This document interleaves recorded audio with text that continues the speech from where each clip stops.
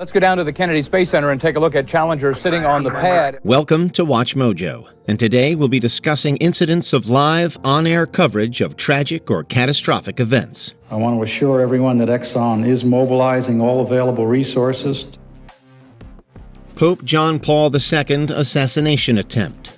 It's perhaps difficult for some younger viewers, in this age of instantaneous information, to understand how some news stories used to impact their shared viewership in real time. Amongst the cheering and the peal of bells announcing the arrival of the Pope, they heard gunfire and saw the Pope turn pale and collapse, bloody, into the arms of his aide. The news of an assassination attempt on Pope John Paul II by Turkey's Mehmet Ali Agca unfolded on the nightly news. A shocking development that not only affected Catholics, but individuals around the world. The rest of the world is trying to adjust to the shock of this attack on the life of Pope John Paul II. The images of assassins' bullets hitting the pontiff were troubling, as was the history of Ali Agca, a hitman who had already murdered a journalist, Abdi Apekci, in 1979. Pope John Paul II, in the meantime, forgave Ali Agca for his crimes, with the latter serving a combined 29 years before being released in 2010. The former terrorist says he will travel to Rome because he feels a duty to pray at the tomb of John Paul II. 1987 Whitier Narrows earthquake. Local and national news reporters have a lot on their collective plates when it comes to distributing all of the information they can about natural disasters, like the 1987 Whitier Narrows earthquake. The nation's second largest city had virtually been brought to its knees by the most powerful earthquake to hit there in 16 years. This Los Angeles area quake received extensive coverage via local NBC affiliates in the area, documenting all of the damage and injuries, while also reporting rescue and recovery efforts. 300 people evacuated from a 12-block area tonight. No one's being let in. You can see why. The 1987 Whitier Narrows earthquake ended up causing between $213 and $358 million in damage and 200 reported injuries, including 3 deaths. An intense quake that rocked Los Angeles area businesses, homes, and infrastructure. Were you scared? No, oh no, I have Jesus. When you have the Lord, you don't really get frightened. Murdoch train explosion. It was a perfect storm of sorts, with the most imperfect resulting outcome. A railroad train that derailed in the small, unincorporated town of Murdoch, Illinois. Soon after the derailment, a tanker of propane gas burst into flames. Live video was captured of this incident when the train from Baltimore and Ohio caught fire after the afternoon derailment. The fire became exacerbated by petroleum gas that was filling up with the train's tanks. The fire was only on one car at the time, and the boys at the truck, they had started putting water on it, and it got too hot and they just pulled back. This resulted in a massive, expanding vapor explosion of boiling liquid. Blasts so powerful that train cars were actually expelled from the ground into the nearby wooded areas. Local and international news outlets alike shared video from this disaster to audiences around the country. The danger may be over, but officials are still monitoring the scene. Tommy Cooper. Known for his massive frame and red fez, Tommy Cooper was a brilliant entertainer who fused magic with comedy, creating an act that was famous on British TV. Unfortunately, he was also a very unhealthy man, being a heavy smoker and drinker.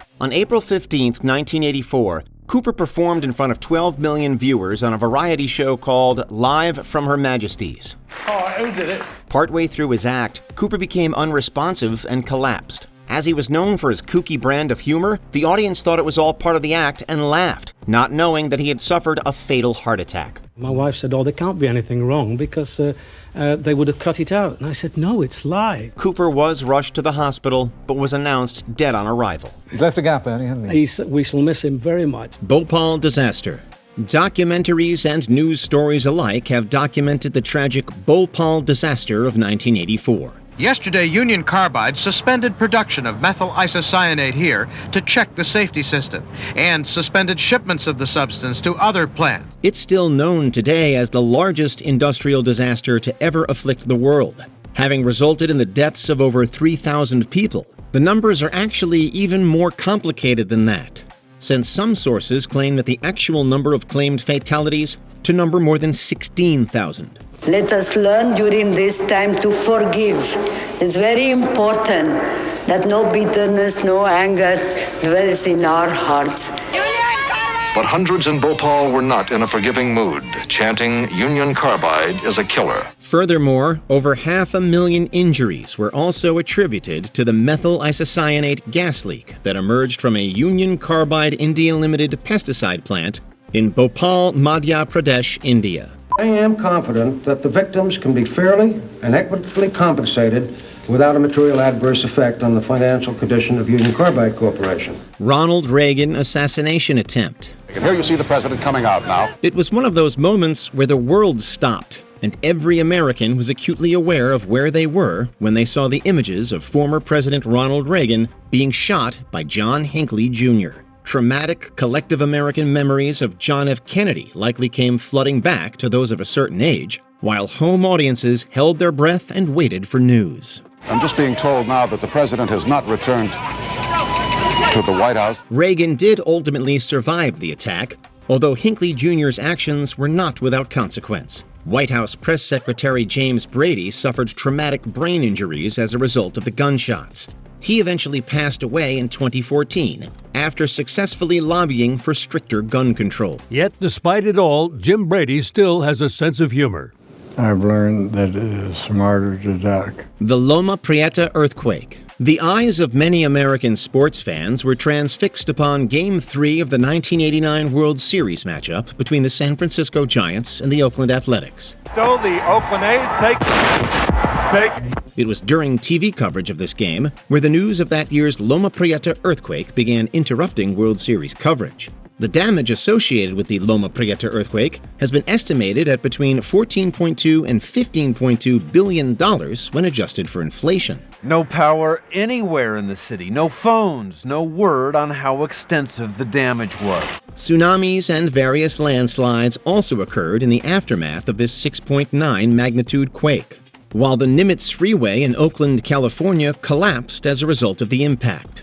Finally, 63 deaths and over 3,000 injuries were also attributed to this record-setting natural disaster. For some, it took years to recover. For many, the emotional scars still remain. R. Bud Dwire. On January 20th, 1981, R. Bud Dwire became the 70th Treasurer of Pennsylvania, and he would remain as such for the next 6 years. Unfortunately, Dwyer was embroiled in a scandal when it was found that he accepted a bribe from Computer Technology Associates to award them with a contract regarding a state tax issue. After a trial that lasted over a month, both men were found guilty. He was found guilty, and his sentencing was scheduled for January 23, 1987. He could have faced around 50 years in prison. Right up until the end, Dwyer maintained his innocence. But the day before his sentence was to be handed down, Dwyer held a news conference and subsequently shot himself with a revolver. He died instantly, with one news camera capturing the event and broadcasting it on live television. The incident caught viewers off guard. The Falklands War. The Vietnam War has often been labeled as the first television war, thanks to nightly broadcasts and updates from news outlets. For it seems now more certain than ever that the bloody experience of Vietnam is to end in a stalemate. And although it's true that activities during this war weren't broadcast in real time in a way we might expect today, coverage was broadcast in a comparatively timely manner. The British now seem confident. The Union Jack is flying in at least part of the Falklands, and they predict it will soon be a common sight throughout the islands. The relative brevity of this 10-week war also meant that what was being aired in the United Kingdom and around the world was relevant to the national conversation. This was a controversial war with a lot of moving parts that affected both the UK and Argentina in ways that are still being discussed today. Again, we have not been disappointed. I am referring, of course, to the bizarre animadversions we have heard about colonialism and imperialism. Fine sentiments, but as one source here said in today's debate, they are talking into the wind, for it all depends now on what happens in the Falklands. The Hillsborough Disaster. And welcome to Hillsborough. The sun has come out to greet you. Live sporting events can certainly end in disaster and broadcast death to millions of viewers. On April 15, 1989, Liverpool and Nottingham Forest were playing each other in the FA Cup semi-final. Liverpool fans were only given one access point into the stadium, resulting in a severe bottleneck. The oppressive overcrowding eventually led to a fatal crush. as thousands of spectators were trapped in the fenced-in standing pen. The influx of fans caused severe crushing in the two pens. Over 90 died and nearly 800 were injured. 3 more victims passed throughout the years from their injuries, bringing the death toll to 97. The tragedy was initially blamed on hooliganism, but later inquiries found that the design of the stadium and the negligence of the police were responsible. The extent to which tragedy has touched the game throughout the whole country and beyond these shores is apparent. Mount St Helens erupts. The major eruption of an active volcano is something that all of us hope we never have to experience in our lifetimes. There had been 2 strong earthquakes just before 8:32 a.m. on May 18th. The bulge could stand no more, and as it broke loose and thundered down the mountain, it did so with a speed that kept millions of tons of earth airborne for the first several hundred yards. Yet the 1980s eruption of Mount St Helens was a televised natural disaster that unfolded in real time in living rooms around the world. There was fear and there was death on dark Sunday, when the day turned pitch black at noon. Over $3.5 billion in damage was attributed to the blast when adjusted for inflation. An additional 57 deaths were also reported, while ash deposits from the Mount St. Helens blast were expelled into 11 U.S. states, as well as 5 provinces in Canada. Meanwhile, footage of the actual eruption remains a grim reminder of Mother Nature's fierce and unpredictable legacy. Every time the wind comes up, this stuff will just blow again. Exxon Valdez oil spill. There may not have been any direct human deaths attributed to the 1989 Exxon Valdez oil spill, but that doesn't make the environmental impact from the disaster any less tragic. Day 10 of the oil spill crisis, and the cleanup effort still just beginning. What's even more troubling is how time couldn't even stop such a tragic oil spill from occurring again, since the over 10 million gallons of crude oil expelled into Alaskan waters were trumped by the Deepwater Horizon spill from 2010. It's been obvious since the spill cam went public that BP had been wrong, either through incompetence or lying from the very beginning. Yet, what both of these senseless spills have in common is the fact that both received international television coverage, as they happened in real time. If you just let the water stand for even just a minute, then the oil blobs will start to show. Still there 21 years after the spill. The Chernobyl disaster. The Cold War between the United States and the former Soviet Union was still very much in effect when the Chernobyl disaster occurred back in 1986. The first signs of a nuclear accident came this morning at a Swedish nuclear power plant. A worker set off an alarm because his clothes registered high radiation levels. The tensions from this era resulted in a delayed release of information from the USSR, although American news outlets were reporting within days of the April 26th reactor explosion that killed over 30 people. We do know that the Russian workmanship is much cruder than ours, faulty welds, the kind of thing that we see, but on a much greater scale. This was as live as many Americans got to the cleanup efforts and ramifications of the radiation sickness that afflicted those that were tragically caught in the nuclear fallout. A sobering series of reports that captured the attention of viewers around the world. Officially, little comment from the president or his aides.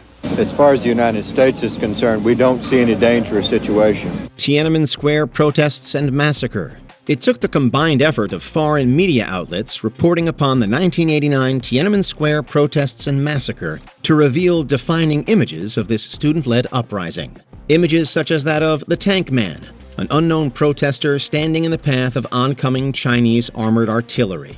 Foreign footage of the protests and of the disputed death toll of the violent Tiananmen Square clashes spread information to the world, just as China's own media censored and attempted to control their narrative. The closest parallel that I can think of to this is People Power in the Philippines in 1986. The resulting work from outlets like CNN and the BBC allowed for the legacy of these protests and of the massacre to live on, despite attempts to erase them from China's history. The crowd is still here.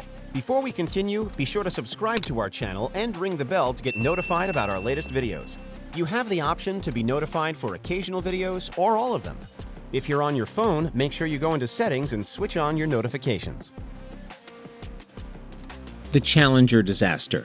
Every 80s kid surely remembers the Challenger disaster. There was a ton of hype behind this launch, led mainly by the Teacher in Space project, which allowed New Hampshire schoolteacher Krista McAuliffe to fly with 6 other astronauts. And liftoff. Liftoff. The project was enormously popular, generating widespread interest in the Challenger launch and kickstarting a cultural fascination with space exploration. As a result, schools around the country tuned in and allowed their students to watch the Challenger launch live on TV. But on January 28, 1986, they all watched the space shuttle explode in real time, killing everyone on board. At 11:40 a.m. this morning, space program experienced a national tragedy. It was a national disaster of epic proportions, and one that will never be forgotten. I thought it was a dream. I was speechless for a few minutes. Can you remember watching any of this footage live as it was happening? What are your thoughts on our ever-present access to live information? Let us know in the comments. When we first saw the explosion, we didn't know exactly what had happened.